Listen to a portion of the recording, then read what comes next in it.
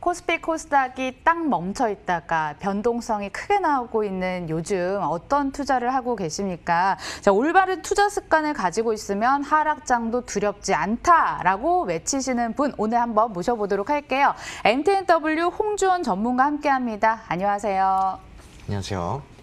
일단 시장 판단부터 저희가 처음 또 뵀으니까 들어봐야 될 것 같아요. 네. 관망에 들어갔던 투자자들이 다시 증시에 몰릴 것으로 보시는지 어떤지 궁금하네요. 우선은 지금 이 관망세는 앞으로 꾸준히 좀 유지가 당분간은 될 것 같다라는 좀 의견을 갖고 있고요. 어찌됐건 지금 뭐 글로벌적으로 코로나 확산세가 계속 지속되고 있는 점이라든가 그리고 지금 미국의 코로나 확산세가 지금 거의 사상 최고치를 지금 찍고 있는 상황입니다. 자, 이런 상황에서 이런 불확실성들이 되게 많은 부담으로 지금 증시에 작용이 되고 있고 뭐 우리나라 또한 이제 뭐 미국의 추가 경기 부양책이라든가 이런 것들에 대해서 되게 좀 관심을 갖고 있는 지금 상황이거든요. 그런데 되게 좀 지지부진해져 있는 상황이고 추가 경기 부양책이 조금 더 루즈해지면서 좀 더 오래 걸릴 것이다라는 의견들도 좀 나오고 있는 상황이고 그리고 이제 미국 대선에 있어서 그 추가 경기 부양책이 대선 이후에 대선이 끝나고 나서 그때부터 이제 추가 경기 부양책에 다시 재협상이 들어갈 것이다라는 또 의견들도 나오고 있는 만큼 이런 뭐 경기 부양책에 대한 다양한 이런 뭐 의견들 속에서 기대하기 어렵다라는 좀 이런 의견들이 좀 많이 나오고 있는 상황입니다. 그런 점도 사실 우리나라 증시에 많은 좀 부담으로 좀 작용이 되고 있는 상황이고 그리고 지금 미국이 대만에 이제 또 이제 무기를 팔겠다라고 또 하면서 미중 간 갈등이 다시 재조명되고 있단 말이죠. 지금 현재 그런 점도 사실은 우리 국내 증시에 좀 부담으로 작용이 될 수밖에 없다. 그렇기 때문에 이렇게 지금 시장이 좀 눌리는 거는 좀 당연한 좀 상황이고 그런 눌림 속에서 얼마만큼의 뭐 지수 조정이 들어올 것이냐 이게 지금 우리가 가장 짚어봐야 될 큰 문제일 것 같습니다. 근데 이제 뭐 아시다시피 투자자라면 아시다시피 3월 이후에 이제 가파른 성장세, 그 상승세를 보여왔었고요. 지금 보시면은 이때가 이제 이 코로나 제일 많이 좀 이렇게 위험 부담이 있었던 코스닥이죠? 네, 맞습니다. 위에 이제 차트가 코스피고요. 밑에 차트가 이제 코스닥인데 거의 뭐 비슷하죠. 이 흐름 자체는. 그러나 이 상승 자체도 사실 되게 비슷하게 흘러가는 모습을 보여줬습니다. 그런데 이제 우리가 이 최고치를 찍었을 2,458포인트 코스피, 그리고 코스닥은 905포인트를 찍었을 때는 사실 코로나 사태 이전보다도 고점을 더 갱신한 상황이란 말이죠. 그런데 이 고점을 갱신하게 된 이유가 뭐 시장이 뭐 경기가 좋아서일까요? 아니면은 뭐 전반적인 기업들의 상황들이 좋아서일까요? 그렇지 않다라는 겁니다. 결국은 이 정부에서 나서가지고 이 정책이라든가 이런 것들을 이끌어갔고 그런 정책들로의 모멘텀으로서 시장이 이제 이렇게 꾸준히 올라왔다라고 좀 보면 되는데 그런 이제 정책주들을 살펴보자면 그린 뉴딜이라든가 디지털 뉴딜 그리고 뭐 일자리 뉴딜 뭐 다양한 뉴딜 정책주들이 있죠. 근데 뭐 사실 그런 정책주들이 오를 만큼 올랐고 이익 실현이 될 만큼 되고 있는 상황입니다. 그렇기 때문에 더 이상의 모멘텀을 우리가 가져가기에는 조금 부담되는 자리다라고 저는 좀 생각을 하고 있고 지금 이 지수의 눌림은 사실 당연한 수순입니다. 이 고점을 돌파하기에는 양시장 모두 조금 어려운 지금 뭐 상황, 그러니까 전반적인 우리 국내 상황이 그렇다라는 거고 앞으로는 이제 어디까지 지수가 눌려질 거고 횡보는 얼만큼 길어질 것이냐 이게 지금 우리가 좀 관심을 갖고 살펴봐야 되는 제일 큰 이유일지 않을까 뭐 그런 생각을 하고 있습니다. 그러면 횡보는 어느 정도로 더 길어질 거라고 보시는지 기간을 맞추긴 어렵지만 그래도 대강 예상을 해주시면 우리 투자자분들 투자하실 때 좀 도움이 될 것 같거든요. 저의 개인적인 의견은 사실 이제 이 횡보 같은 경우는 뭐 이미 예견돼 있었지만 아무래도 이제 내년 초까지는 이런 지금 좀 이런 흐름들을 좀 우리가 예상을 해봐야 되지 않을까. 물론 이제 중간중간에 또 다른 테마들이 나올 겁니다. 분명히 우리 뭐 시장이 그랬듯이 또 신규 테마들이 나올 것이고 그 테마가 뭐 어떤 테마일지는 모르겠지만 또 신규 테마가 나올 것이고 그리고 좀 이제 뭐 조심스러운 이야기지만 미국 대선이 끝나고 나면은 또 거기에 따른 또 테마가 분명히 또 생겨날 겁니다. 그 관련주들도 생겨날 거고 그때 잠깐 시장이 반짝할 수는 있지만 뭐 고점 돌파를 하면서 다시 상승 추세를 가느냐 그건 결코 아니고요. 결국은 우리나라가 내년에 또 이제 그 신규 모멘텀이 또 생기잖아요. 정치주라는 또 되게 민감한 부분인데. 지금 네. 투자 힌트 나왔나요? 네, 맞습니다. 정치 테마주. 네, 정치 테마주가 이제 앞으로 내년 이 상반기부터 시작을 해가지고 모멘텀을 좀 담당하게 될 아주 효자 그 섹터가 아닐까라는 좀 생각을 하고 있고, 물론 이제 정치 테마주이다 보니까 되게 민감한 사항이에요. 뭐 이제 본인의 어떠한 그런 성향을 배제하고 투자로서만 우리가 판단하면서 투자를 해야 되는 부분이기 때문에 상당히 어렵거든요. 정치 테마주 맞습니다. 이 투자가. 그렇기 네. 때문에 이런 부분들은 우리 이제 시청자 여러분께서 잘 생각하시고 되게 객관적인 시선으로 바라보셔야 된다라는 거 명심하셔야 됩니다. 뭐 너무 주관적으로 가버리면은 이 정치 테마라는 게 되게 그 등락폭이 너무 변동성이 심하다 보니까. 그러니까 본인의 정치 성향과 다르게 네, 정치 테마주를 고르는 게 필요하다. 그렇죠, 근데 객관적인.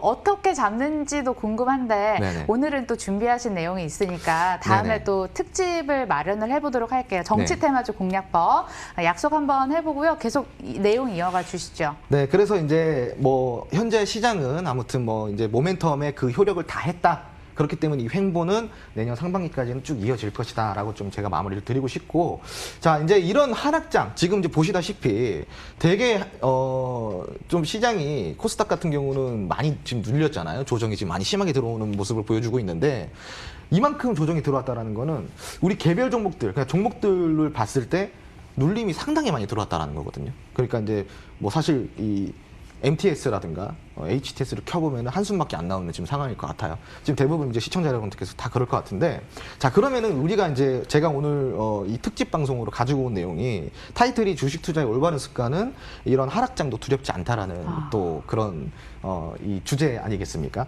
자 이런 하락장이 사실은 심리를 대단히 많이 흔들어요, 매매자들의. 근데 투자라는 거는 본디 심리의 영향을 많이 차지하거든요. 그렇기 때문에 지금 제가 오늘 가지고 온 타이틀을 보시면 내가 사면 떨어지고 내가 팔면 올라가는 주식. 네, 이게 거의 진리예요. 마법이에요. 진짜 뭐 거의 진리죠. 그죠? 네. 근데 이게 딱 우리가 돌이켜 생각해 보면은 결국은 잘못된 투자 방식의 문제라는 겁니다. 이런 잘못된 투자 방식이 우리의 이제 그런 뭐 투자 습관에 고찰이 되어 있기 때문에 이거를 고치지 않으면은 이 마법은, 이 진리는, 이 공식은 절대 깨지지 않는다라는 거죠. 내가 사면 떨어지고 내가 팔면 올라가는.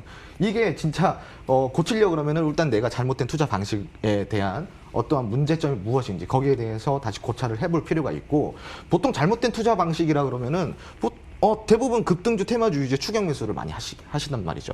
테마주 되게 좋아해요. 우리 개인 투자자분들 테마주를 되게 좋아하다 보니까 테마주의 또 특성이 뭐죠? 빠르다. 그쵸, 큰 수익을 줄 것만 같다. 맞습니다. 바로 막 급등이 나와버리고 이런 게 또 테마주 특성입니다. 그런데 폭등주, 급등주는 절대로 개인 투자자한테 기회를 주지 않습니다. 왜요? 이거는 진리예요. 왜냐면은 이 급등주가, 테마주가 나오고 급등주가 나오는 원리가 뭘까요? 재료가 발생이 되고, 재료는 그럼 어디서 나올까요? 뉴스 네. 보도? 근데 이제 그 뉴스 보도인데 재료는 만들어지는 거죠. 그렇죠. 시장에서 만들어지는 겁니다. 그러면 그 만든 주체가 있단 말이죠. 이 테마를 만들고 재료를 만든 주체가 있단 말이죠. 그럼 그 주체들이 과연 개인 투자자들한테 매수 기회를 줄까요? 절대 주지 않는다는 거죠. 이미 올라갔을 때 만약에 이제 더 추세 상승으로 이어진다 하더라도 보통은 바로바로 이렇게 추세 상승으로 끝까지 꾸준히 이어지는 종목들은 잘 없어요.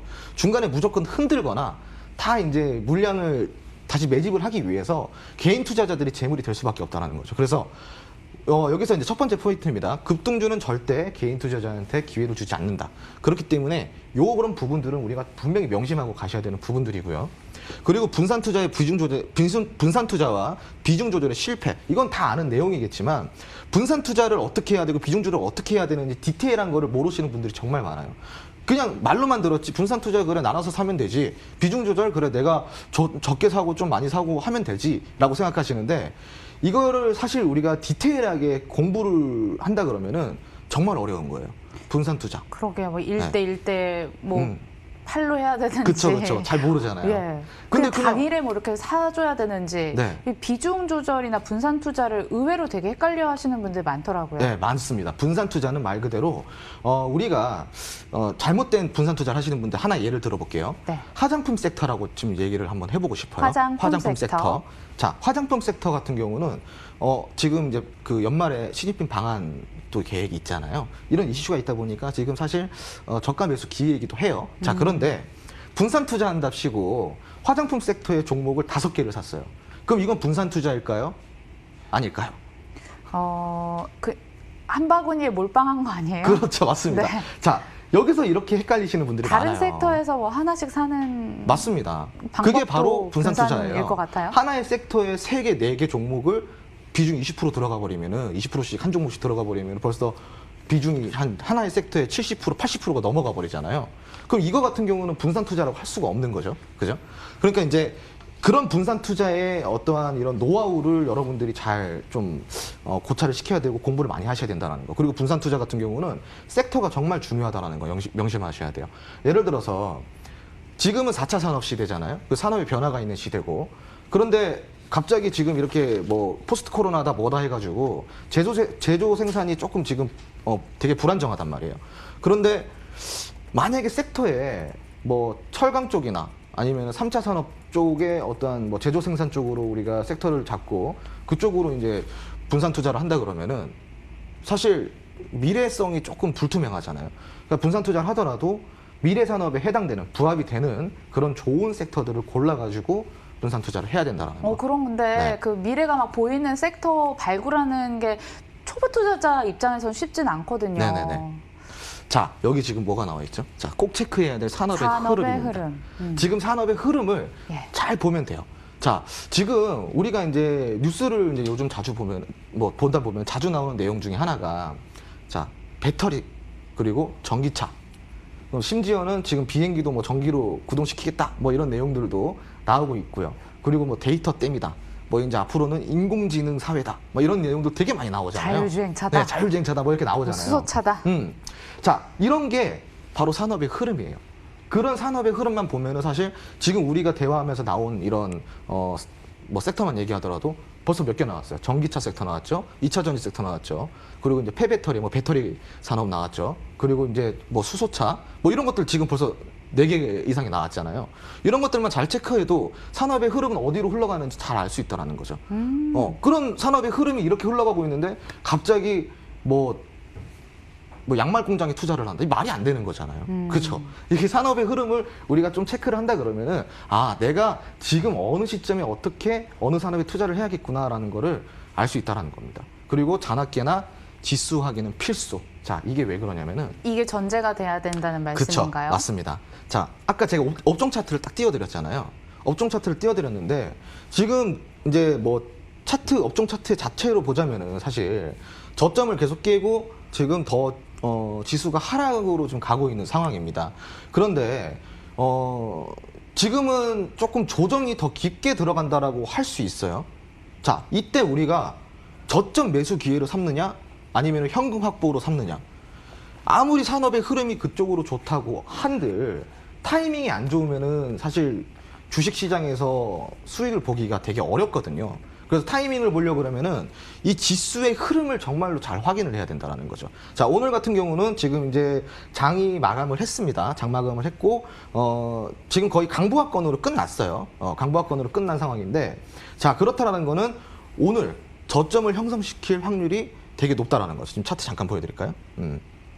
지금 보시면은 코스닥 같은 경우는 강보합권으로 끝났고 지금 뭐 코스피는 약보합권으로 끝났지만 지금 거의 다 뭐 저점을 지켜주고 있는 상황입니다. 그리고 코스닥 같은 경우는 여기 전저점을 이탈을 했지만 오늘 강보합권으로 물론 뭐 정강 후약이긴 하지만 마감을 하면서 저점을 형성시키려고 하는 흐름을 보여주고 있단 말이죠. 자, 그럼 오늘부터 내가 주시했던 종목들을 차근차근 찾아보기 시작하는 거예요.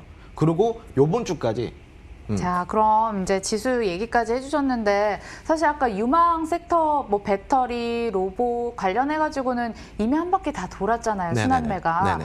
그럼 이 다음 타자를 저희가 미리 선침해하는 게 중요할 것 같은데 네네네. 다시 전기차로 갈까요? 아니면 뭐 다음 타자는 누가 될까요? 딱 하나만 한번 콕 집어서 들어볼 수 있을까요? 저희 시간이 한 4분 정도 남아 있어서. 즉 그러면은 저는 사실 2가지 정도로 보고 있어요. 오, 2가지요. 2가지 2가지나? 정도로 보고 있는데 저 같은 경우는 지금 뭐 풍력이나 뭐 태양광이나 이거는 벌써 많이 돌았잖아요. 예, 많이 오르기도 했고. 그런데 지금 최근에 그 모트렉스라든가 이런 자율주행 관련돼 가지고 많이 급등이 나왔어요. 자, 그럼 이런 것들을 봤을 때 자율주행이랑 연관된 것으로 다시 흐름이 갈 수 있을 확률이 대단히 높다라는 거죠. 그러면은 뭐 인공지능이라든가 뭐 이쪽으로 인공지능. 조금 AI 네. 쪽으로 나왔습니다. 네. 갈 수 있다든가. 저는 요즘 AI 쪽으로 지금 흐름이 흘러가지 않을까라는 저는 뭐 조심스러운 그런 생각을 하고 있고요. 자, 두 번째로는 지금 이제 데이터 때문이다 뭐다 해가지고 조금 이런 이슈들이 돌고 있어요. 그런 시점에서 이 데이터 산업 같은 경우는 지금 우리 미래 산업에 정말로 해당이 되는 산업이란 말이죠. 그럼 이 데이터 산업도 뭐 물론 지금 다음 순환이 될지 다다음 순환이 될지 모르겠지만 지금이 저가 매수 기회임은 확실하다라는 거예요. 데이터 산업 같은 경우는. 그래서 제가 지금 이 두 가지 섹터를 얘기해 드렸는데 오늘 제가 이제 저가 매수의 기회로 삼을 수 있는 종목 하나를 가지고 나왔어요. 예, 그래가지고. 데이터 AI까지 저희 힌트 들어봤고 이번 주 금요일에 또 나와주신다고 하니까 관련한 자세한 내용 그때 한번 들어볼게요. 그럼 이제 종목이 정말 중요하겠죠. 데이터의 핵심 종목을 들고 오셨을까요? AI의 핵심 종목을 들고 오셨을까요? 데이터의 핵심 종목을 들고 왔습니다. 예. 제가 오늘 들고 온 종목은요. 자, 지금 다우기술이네요. 다우기술이라는 종목이에요. 지금 다우기술이라는 종목인데, 자, 지금 차트를 보시면은 이미 이제 단기 이평선을 강하게 돌파를 해주면서 정배열의 흐름을 만들었어요. 그런데 지금 최근에 지수나 시장 상황이 안 좋다 보니까 좀 과대 낙폭을 한 상황입니다. 자, 근데 이제 이전에 이렇게 급등을 하면서 추세적으로 상승을 해오던 그림이 여기서부터 깨졌다가 다시 고점 돌파가 나왔어요. 지금 이 고점 돌파가 나온 시점이 여기입니다. 그러면서 추세 상승을 그대로 이어가겠다라는 의지를 지금 보여주고 있는 차트인데 지금 오늘 같은 경우는 조금 저점을 형성할 수 있는 자 지금 이제 빨간 캔들이 하나 나왔죠. 지금 아래 꼬리 살짝 달아주면서 자 지금 이 지수가 어찌 됐건 좀 하락을 하다 보니까 이런 좋은 종목들도 당연히 좀 하락을 할 수밖에 없는 상황이고 다우기술 같은 경우는 상당히 우량주이면서도 저평가된 기업이에요. 그러면서도 차트도 되게 이쁘게 추세 상승선을 그려가고 있는 종목이고 매집도 아래를 보시면은 상당히 이쁘게 잘 돼 있는 지금 상황입니다.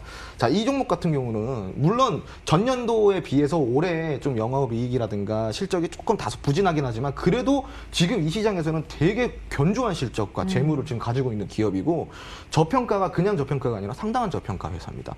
그리고 거기에 기술적인 부분까지도 받쳐주고 있는 종목이기 때문에 너무나도 좋은 종목입니다. 그래서 오늘 뭐 이런 지금 19,250원 오늘 종가를 형성을 하고 있는데 오늘 정말로 좀 메리트 있는 금액대가 아닐까. 이 정도면 땡큐 가격? 정말로 좋은 금액대가 아닐까라는 저는 생각을 하고 네네네. 예, 저가 매수의 기회로 삼아도 되는 종목이다. 그리고 미래산업에 충분히 부합이 되는 종목이고 자, 네. 아주 좋은 종목이다라고 좀 마무리를 해드리고 싶습니다. 금요일까지 저희 다우기술의 흐름 한번 추적을 해보고요. 그때 AS와 함께 추가 전략도 챙겨보도록 하겠습니다. NTNW 홍주원 전문가와 인사드리면서 저희 빨간맛 2부도 여기서 마치도록 하겠습니다. 시청해주신 여러분 고맙습니다.